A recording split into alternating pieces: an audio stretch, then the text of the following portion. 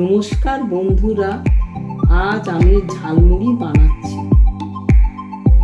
এতে খুব সামান্য জিনিস লাগে, কিন্তু খেতে খুব টেস্টি হয়। এখন আমি দিচ্ছি কাঁচা ছোলা, তারপরে দিচ্ছি শসা কুচি,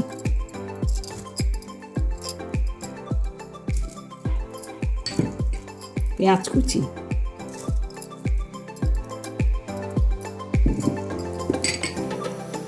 কাঁচা লঙ্কা কুচি,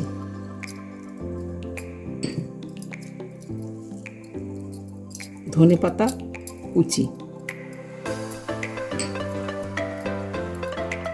টমেটো কুচি,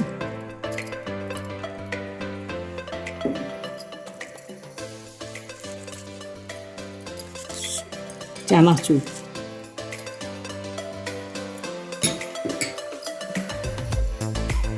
আচারের তেল,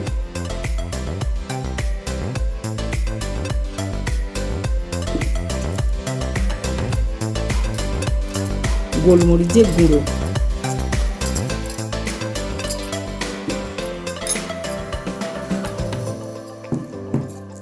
আর বিট নুনের গুঁড়ো।